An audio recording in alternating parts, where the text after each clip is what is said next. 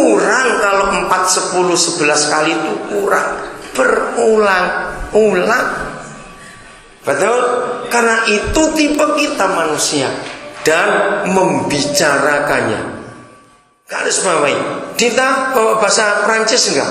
Alkitab adalah kata membicarakan bahasa Prancisnya apa? Itu penting saya kita mau lihat itu. Ini kata yang dahsyat. Kalau anak-anak kita dengar pendapatnya, mereka akan senang dan dihargai. Apa? Ada kata membicarakannya apa artinya? Ayat 7. Ada kata membicarakannya? Setelah mengajarkan berulang-ulang itu, ada kata apa di situ? Ada apa? Ada di bahasa Prancisnya Pak, membicarakan yang koden perlu apa? Jadi apa itu arti bahasa Indonesianya? Iya, enggak, setelah berulang-ulang kata membicarakannya itu apa? Ya, apa artinya? Membicarakan itu bahasa Indonesianya apa di bahasa Prancisnya? Ya, apa bahasa Indonesianya? Membicarakan itu juga sama. Ajak anak-anak kecil diskusi, katakan amin. Apapun pendapatnya, hargai. Sekonyol apa, hargai, katakan amin.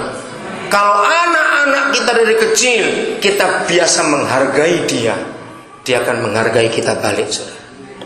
Orang tua seringkali kita meremehkan anak-anak, maka itu mereka pun seringkali meremehkan kita. Jadi kita harus tahu itu. Saya lanjutkan kepada kisah ini. Jadi tubuh tunduk kepada kepala, bukan untuk dijajah, tapi memang itu harusnya. Nah, semua di Alkitab, mengapa Tuhan lebih banyak bicara kepada istri daripada kepada suami? Waktu Simpson mau lahir, ibunya mandul, Tuhan datang kepada istri Manoah, bukan kepada Manoah. Waktu Musa melarikan diri, malam itu Tuhan murka kepada Musa sampai Musa mau dibunuh, masih kisah itu. Tuhan bicara kepada Sipora. Nah, begini ilustrasinya, jangan tersinggung dulu ya. Maka itu istri-istri jaga. Di dunia ini, maaf, Tuhan jangan saya dimarahin itu Tuhan dalam nama Yesus. Di dunia ini yang lebih terkenal itu nenek sihir atau kakek sihir. Saya cuma tanya, jangan marah.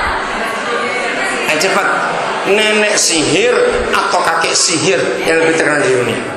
Oke, nenek itu laki atau perempuan? Nah, ternyata setan juga lebih senang pakai perempuan daripada laki-laki. Jadi antara surga dan neraka, perempuan jadi rebutan.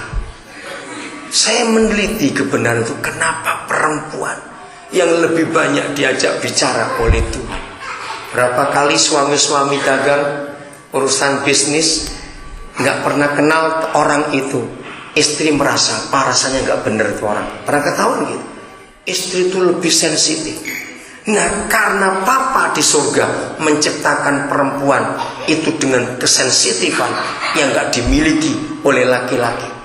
Ini kalau bilang radar, sudah tahu radar? Ya, kalau semua bandara kan ada piringan gede yang muter terus itu loh. Ya, itu namanya radar.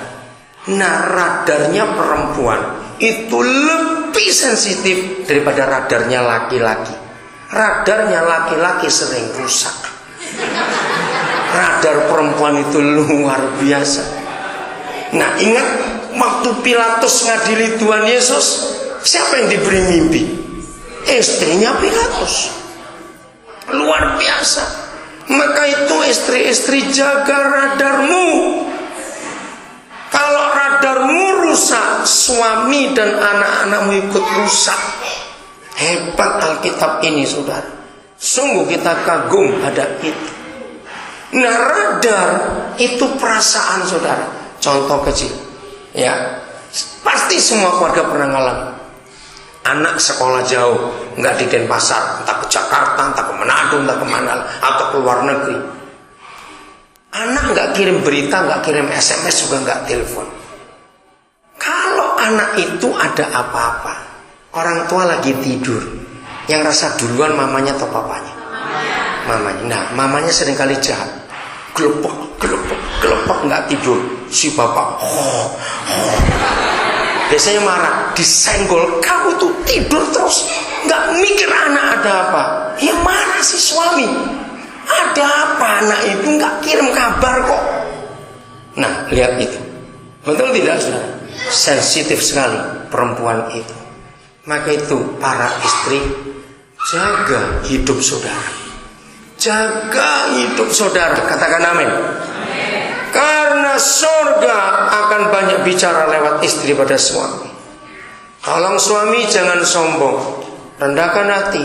Kalau Tuhan bicara kepada istri kita, kita harus belajar ngecek untuk menerimanya. Amin. Kita cek berdua bagaimana kehendak Tuhan itu. Nah, jadi kita sudah lihat 3 keluarga yang peranan istri lebih dominan daripada suami. Tapi gobloknya suami juga nggak mau ambil otoritas untuk berkata ya atau tidak dalam putusan itu.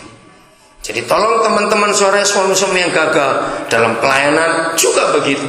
Saya kenal banyak hamba Tuhan, istrinya dominan, pelayanan suaminya nggak maju-maju, terkutuk laladang pelayanannya juga. Jadi kata terkutuk tadi untuk semua. Oke, kita lanjut ke Kejadian 25. Lalu bagaimana? Saya lompat ayat yang ke 27. Nah ini Kejadian 25 ayat 27. Lalu bertambah besarlah kedua anak itu. Esau menjadi seorang yang pandai berburu, seorang yang bagaimana? Suka tinggal di padang, jadi jarang pulang, bukan? Tetapi Yakub adalah seorang yang tenang, yang suka tinggal di kemah. Yakub itu anak yang tenang, suka tinggal di kemah. Esau suka keluyuran. Nah, kita masih pada Kain dan Habel tadi. Setelah berapa waktu lamanya? Lihat ini saudara, kita bersyukur ada firman yang seperti ini. Mengapa Esau walaupun secara kelahiran adalah anak sulung? Kenapa ya? Perhatikan. Nggak ngerti sampai dia jual hak sulungnya. Masih ingat gak? Kalau dipikir nggak salahnya Yakub loh. Dia kakaknya yang jual kok. Mengapa Yakub lebih tahu banyak rahasia surga? Jawabannya di mana? Dengan menggunakan kalimat setelah berapa waktu lamanya. Ayo, apa bedanya anak yang betah di rumah dan anak yang suka keluyuran? Bagaimana menjalin hubungan dengan orang tua? Betul, dengan sendirinya. Yang betah di rumah selalu nempel dengan bapak ibunya, maka bapak ibunya cerita apa saja anak itu dengar. Yang suka keluyuran gak akan tahu apa-apa, pokoknya makan saja. Betul? Nah seperti itu Kain dan Habel. Setelah berapa waktu lamanya, rupanya Habel itu menjalin hubungan yang akrab dengan Tuhan. Walaupun hukum belum ditulis bahwa Tuhan maunya korban persembahan lemak dan sebagainya. Karena Habel mempergunakan waktu sebaik-baiknya.